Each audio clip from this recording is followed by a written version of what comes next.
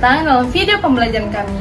Kali ini, kami akan membahas topik yang penting dalam manajemen, yaitu perencanaan sumber daya manusia.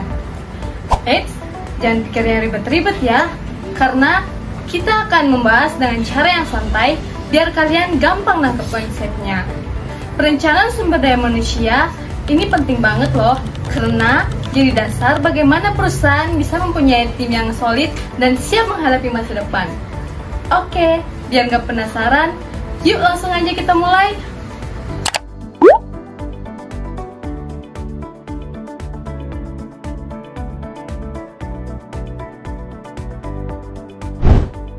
Jadi, di sini saya akan menjelaskan secara singkat apa sih yang dimaksud dengan perencanaan SDM.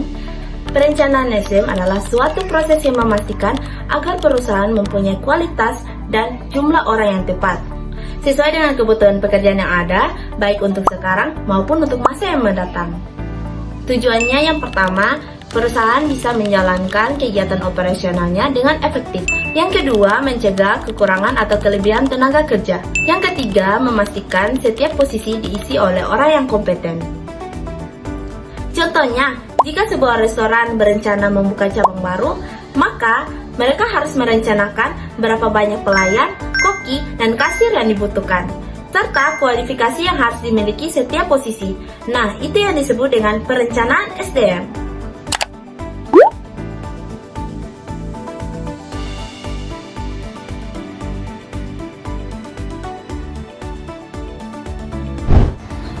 Kalau ditanya apa sih pentingnya perencanaan sumber daya manusia, ini dia manfaatnya.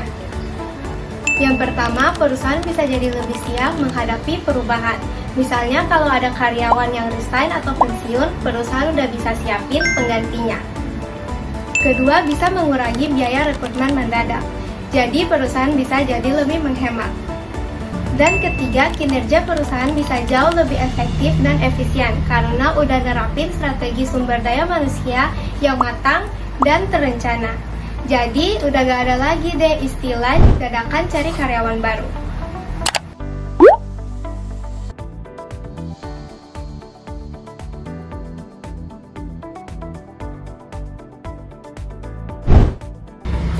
Selanjutnya, kita akan bahas di langkah-langkah perencanaan SDM. Jadi, di perencanaan SDM itu ada beberapa tahap yang harus kita lalui. Langkah pertama yaitu analisis situasi dan lingkungan. Di tahap ini, perusahaan itu perlu paham kondisi internal dan eksternal, seperti perkembangan teknologi, ekonomi, dan ketersediaan tenaga kerja yang ada. Kedua, peramaan kebutuhan SDM. Di tahap ini seperti memprediksi berapa banyak orang yang dibutuhkan oleh perusahaan kita. Lalu, kualifikasinya seperti apa yang dibutuhkan untuk mengisi posisi-posisinya dan harus sesuai dengan budaya perusahaan yang telah ada. Nah, setelah tahu kebutuhan, lanjut ketiga, yaitu peramalan ketersediaan SDM. Artinya, perusahaan lihat dulu tenaga kerja yang sudah ada, apakah jumlah dan kemampuannya cukup atau belum untuk mengisi posisi yang kosong. Terakhir, penyusunan rencana SDM, yaitu langkah konkret seperti rekrutmen, pelatihan, pengembangan, promosi, atau penataan ulang SDM itu sendiri. Jadi, perencanaan SDM itu bukan cuma teori, tapi ada langkah nyata buat pastiin punya orang yang tepat di posisi yang tepat. Jadi tidak boleh ada kekeliruan di situ. Sehingga perusahaan jadi punya arah yang jelas dalam mengelola SDM-nya.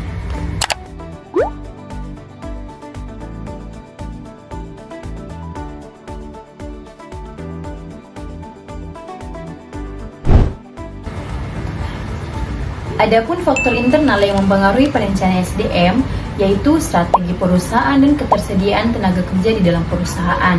Sedangkan faktor eksternal yaitu kondisi ekonomi dan teknologi serta tren tenaga kerja. Contohnya nih, karena teknologi makin maju, perusahaan perlu SDM yang bisa beradaptasi dengan sistem digital. Selain itu, ada juga masalah-masalah yang sering muncul pastinya.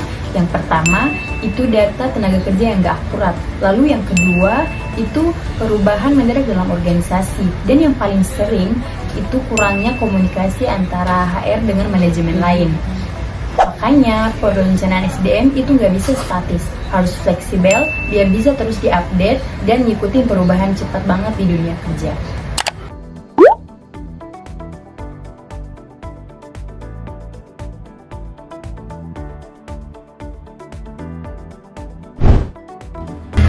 lebih jelas, kita masuk pada contoh penerapan perencanaan SDM di dunia kerja. Misalnya, di perusahaan e-commerce seperti Shopee dan TikTok Shop, menjelang promo besar 11/11, pasti pesanan akan naik drastis. Nah, karena udah punya perencanaan SDM, mereka bisa antisipasi dengan menambahkan tenaga kerja di bagian logistik dan customer service. Hasilnya, operasional tetap lancar, pelanggan puas, dan target penjualan tercapai. Itulah contoh sederhana bagaimana perencanaan SDM yang matang bisa bantu perusahaan tetap produktif walaupun situasi berubah.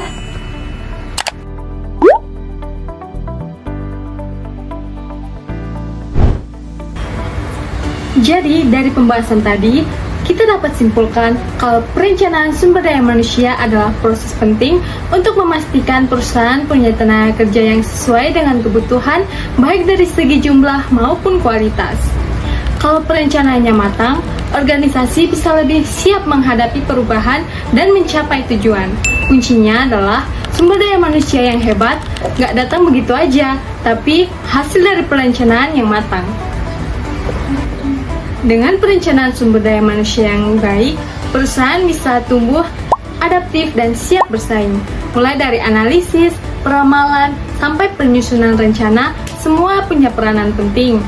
Dan jangan lupa, faktor eksternal juga harus sesuai dengan yang diperhitungkan. Perencanaan sumber daya manusia bukan cuma tentang tugas HR, tapi tanggung jawab semua pihak organisasi.